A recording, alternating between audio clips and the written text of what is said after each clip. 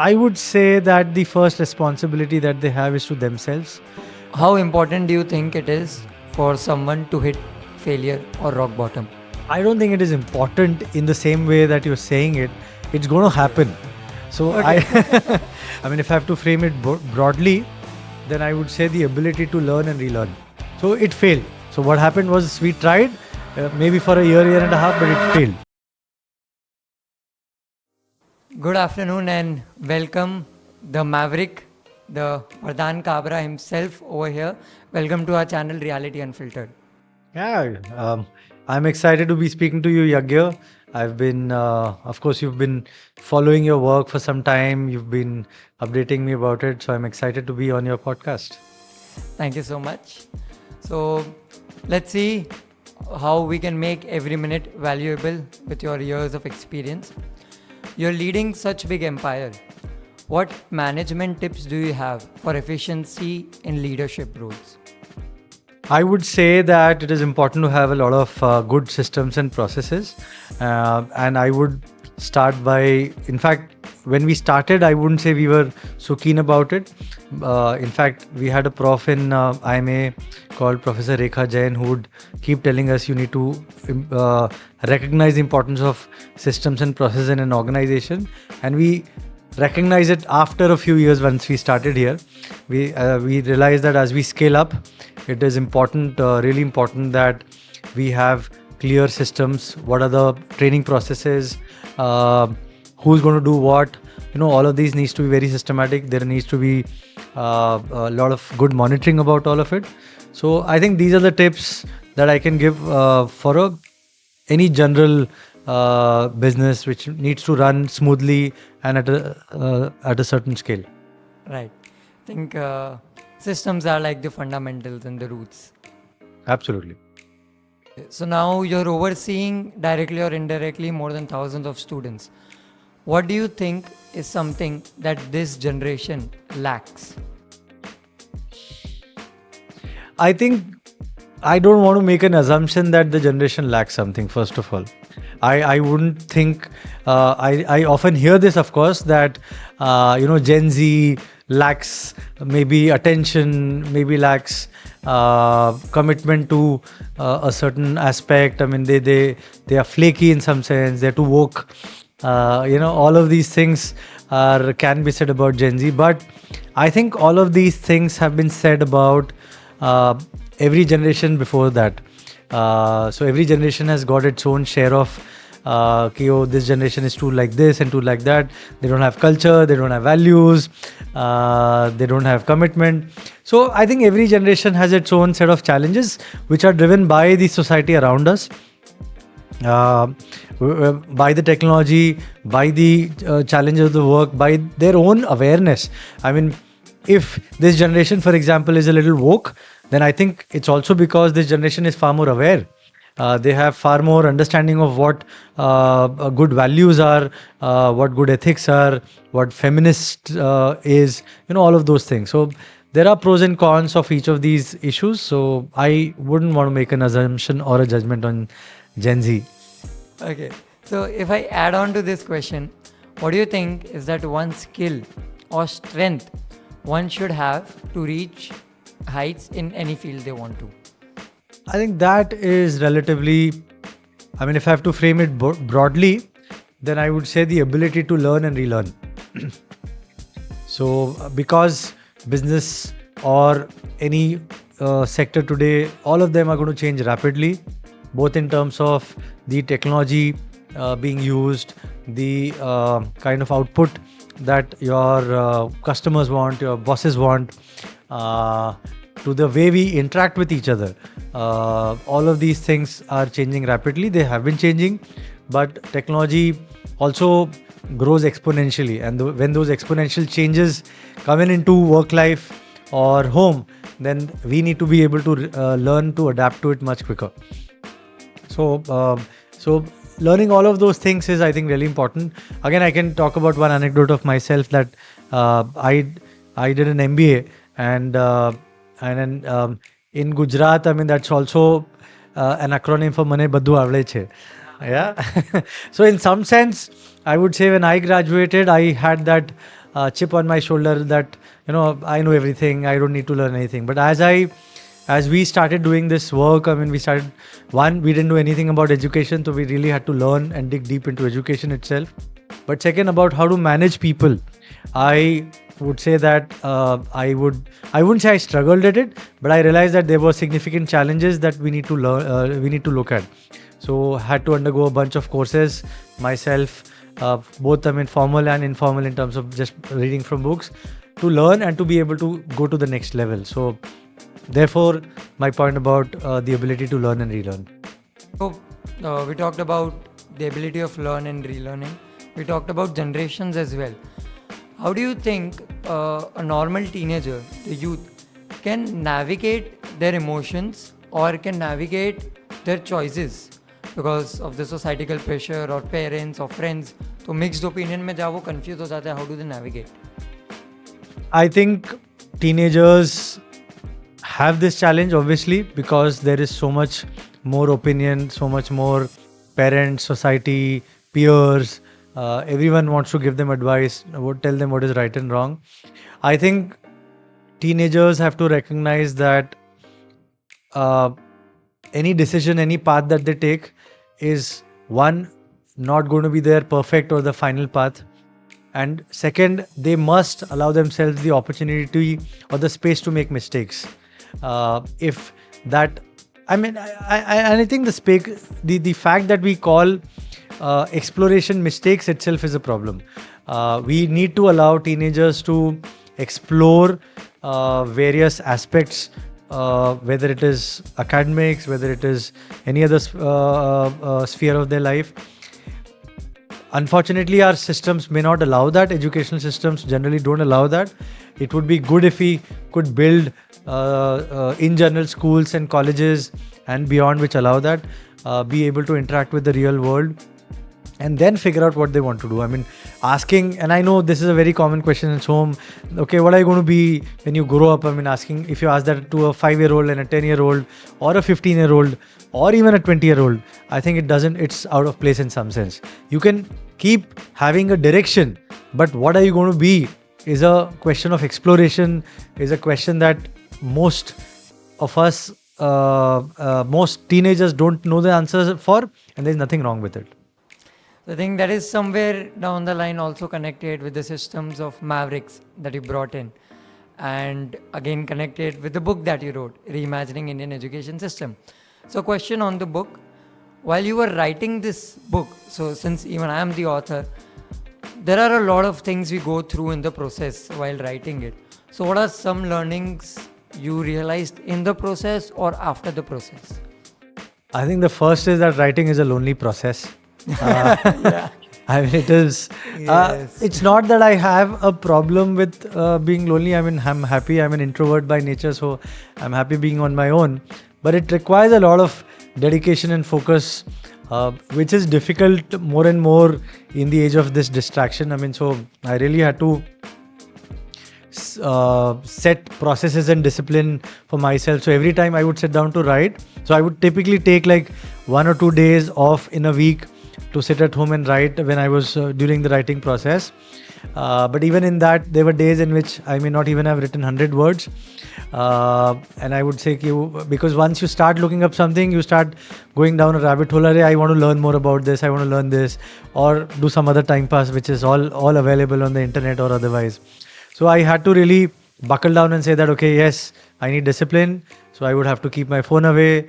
I started doing a Pomodoro technique where for 25 minutes, I would make sure that I keep writing, even if I'm not happiest with my output. So I think the discipline required to do that was something that I had to find. It's not easy for me in general, because in some ways it's easy, but in some ways because I like to do things quickly, so it was difficult. There is a line between being efficient and being productive. I'll say that seeing so many teenagers, I've seen this a lot, that they just want to, बहुत सारा काम है तो ऐसा है कि okay, we are productive, हम बहुत काम कर रहे, but they don't realize कि they're not being efficient, they're just working. So do you have any tips on that? Yeah, I think it is important. I'll just go back to saying that sometimes we have to change our paradigms and mindsets. We get stuck with a certain way of doing things that we don't recognize that it may not be the most efficient way of doing this. You're just being busy, but being busy is not the same thing as being efficient, as you're saying. And the first part of it is about what is your goalpost. If your goalpost itself is wrong, then no matter how productive you are, I mean, you're not going to get results. So you have to keep reevaluating your goalposts. An example I can take is, I mean, of course, I did well in academics, but I was very clear that beyond a point, I'm not going to make an effort to rote memorize things.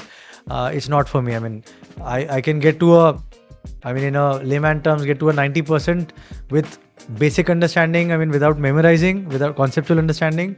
But I don't want to get to 95 or 98% because that requires another level of, work which I don't want to do. So those are calls I made for myself, and I would advise teenagers also to evaluate their goals, their ways of doing things, get perspectives from outside. Often when we only are limited by own perspectives or immediate people like friends or family's perspective, then we don't necessarily recognize that there are very different ways of doing things. Today, I'll give you an example now. When I have to draft a note or put together a policy, now what I do is I have a conversation with ChatGPT. In a conversational mode, there is a voice mode. I don't know if you've used that, but it's a very fantastic tool. I can show it to you right after this meeting as well, after this podcast. I have a conversation. I can write a note. I can just put together a note which maybe otherwise would have taken me 2-3 hours to do in maybe 15-20 minutes. And then so the productivity or the efficiency goes up significantly more. But you have to think how well you can use it, how effectively you can use a certain tool. Right. It's haywire without that target. So how important do you think it is for someone to hit failure or rock bottom? I don't think it is important in the same way that you're saying it. It's going to happen.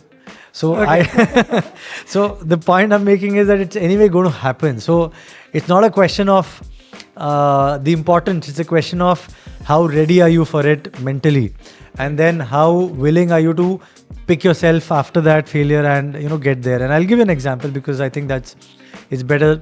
I have failed at least one course at IIT Bombay. One, and one I came very close to. And that was a setback. Having been a great student throughout my life, that was like, how can I fail a course? But I realized that, I didn't really study for it. I didn't attend classes. So, so it was a busy period. I was busy organizing an event, and it was a very, very out of date subject. I really didn't enjoy it. It was refractory and furnace technology in metallurgical engineering. I thought that it had no relevance to what I was going to do in life, so I didn't pay attention. But after failing, I realized I had to spend a summer in learning, and then I had to do that. So then I realized that I might as well put in the minimum effort to make sure that I don't fail courses that I have to do them again. Similarly, when I came to Surat, apart from starting a preschool, we also started a vocational skills center called Life Skills.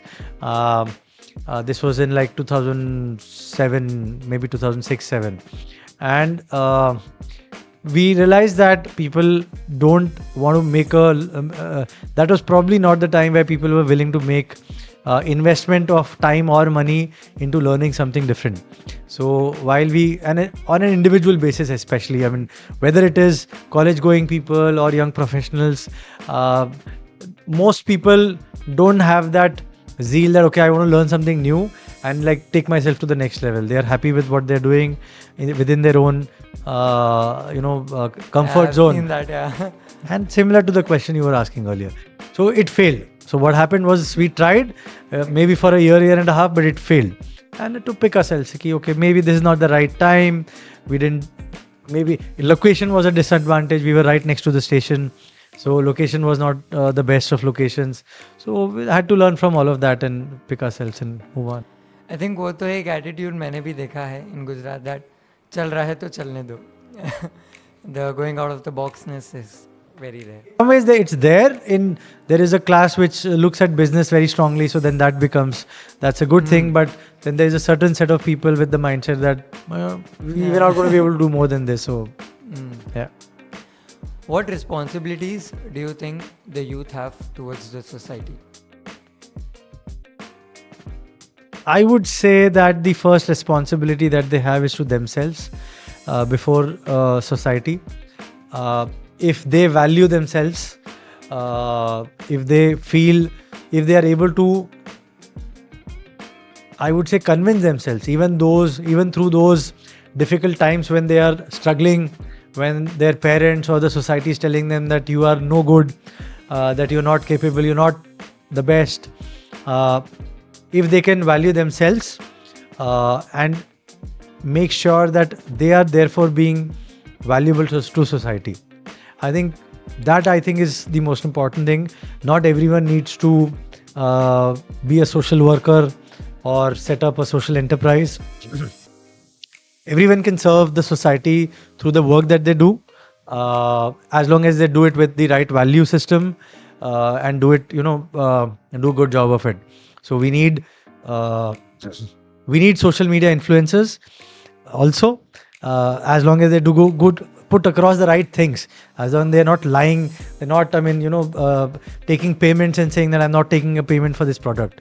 If you're honest about it, no problem. Advertise the product as long as you're being honest about it. So that's also great.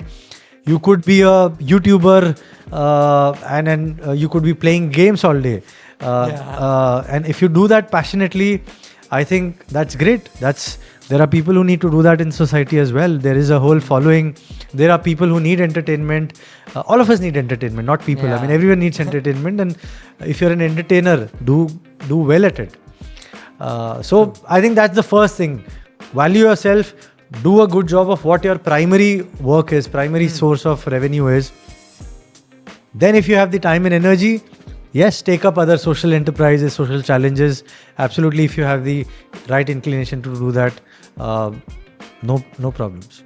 So how can one balance his true identity? Because two lines are there. One is the roles and duties, right? That can be towards the parents, the family, friends, anyone. And the second is their true nature or the true personality, जो oftenly clash हो जाता है. इसको compromise करके ये या इसको compromise करके ये. I'll give you an example about it. I am not religious at all. I'm the exact opposite of being religious. I'm an atheist, professed one. My parents, however, are quite religious. So in my youth, I would say in my teenage years, I may have had clashes in terms of them wanting me to do a certain set of things and I wouldn't want to do that. But as I grew up, I realized that it doesn't have to be adversarial. I don't have to. There are boundaries that I need to draw. That I'm not going to do daily puja. That's not me. But once in a while, if there is a Diwali puja, or if you have a certain expectation that we are together celebrating a certain festival, I'm okay with that. I'll be the photographer in that festival.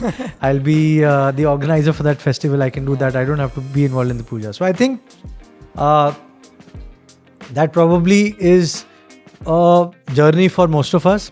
But assuming that everything your parents say has to be done is not necessarily the best for yourself. You're not necessarily going to be true to yourself.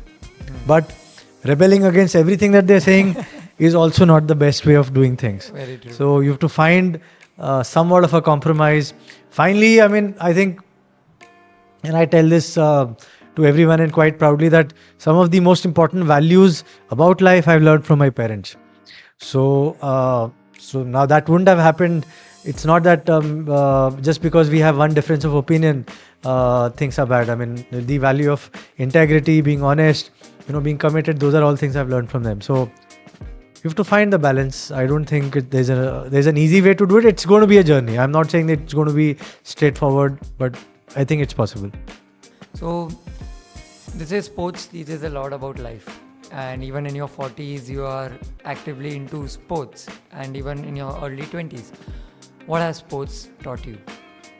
I think sports is a a form of meditation which I would otherwise never be able to practice. Yeah. I mean, I'm not the kind who can sit in one place and be quiet for 10-15 minutes because the first minute goes and then I'm thinking of 10 different things that I need to research or look up or want to do. So it doesn't work. But when I'm playing sports, the attention and focus is completely on the sport. That's something that I find most engaging, especially at this age, because it keeps me focused on something. Everything else gets put aside. When you are playing a sport, you have to focus. Your full attention has to be there. So that is something I really like about it. Of course, the whole aspect of sports, of it being collaborative, it being competitive, it being athletic, it being an emotional, you having emotional highs and lows are all things which are fantastic about sports. Even if you're not going to a very highly competitive level, that's fine. As long as you play sports on a regular basis, I think there is so much for all of us to learn and gain. So I'll just finish off with the last question. What advices do you have for the youth?